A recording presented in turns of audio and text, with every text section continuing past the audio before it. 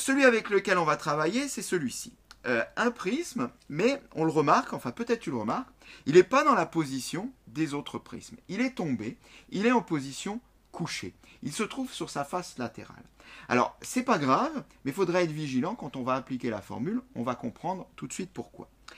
Eh bien, cette formule, elle te dit quoi? Si tu veux calculer le volume d'un prisme, il faut d'abord calculer l'aire de la base.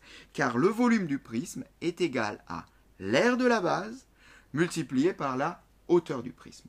On s'occupe de la hauteur du prisme après.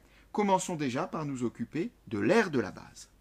Eh bien, si je veux calculer l'aire de la base, il faudrait déjà que je détermine la nature de la base. Alors, attention, la base n'est pas le sol, ici. N'est pas, ici, ce grand rectangle qui se trouve au sol. La base est en réalité le triangle qui se trouve devant. Pour bien le comprendre, regardons l'animation. Je vais lever mon prisme.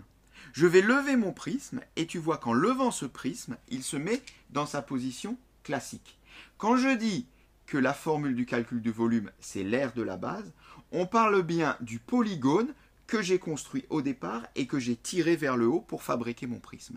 Donc l'aire de la base pour ce prisme-là, c'est bien un triangle. Le rectangle qu'on peut voir donc sur la construction faite en perspective, le rectangle est une face latérale, c'est un côté du prisme. Ici le prisme a été couché, il se trouve en position tente canadienne et donc la base, ça reste la face de devant qui est ici ou celle de derrière qui est au fond. Donc, je vais devoir calculer l'aire d'un triangle, le triangle qui est là. Rappelons la formule qui permet de calculer l'aire d'un triangle. C'est la suivante. Base fois hauteur divisé par 2. Attention, il ne faut pas confondre base et hauteur avec base et hauteur d'avant. Là, je suis maintenant dans le plan et je ne travaille qu'avec ce triangle-là. Tu oublies tout le reste, tu oublies tout ce qu'on a dit pendant un moment. On ne va que voir ceci. Et je veux calculer l'aire de ceci, avec la formule qui est ici. Base fois hauteur divisé par 2. Quand je dis base, je dis la base du triangle. Quand je dis hauteur, je dis la hauteur correspondante sur ce triangle. Je vais donc être amené à faire 3 fois 1,2 divisé par 2. On peut l'écrire. R de la base, je vais écrire un grand A, égale, je marque la formule, base fois hauteur divisé par 2. Égale, base, on l'a dit, c'est 3, fois hauteur 1,2 divisé par 2. Eh bien, si tu fais 3 fois 1,2 divisé par 2, tu trouves 1,8.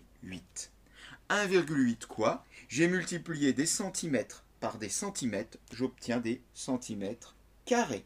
C'est ici l'unité d'aire. 1,8 cm². Ceci, c'est donc l'aire de la base du triangle marqué là. Revenons maintenant au solide et revenons à la formule. La formule nous dit, c'est R de la base fois hauteur du prisme.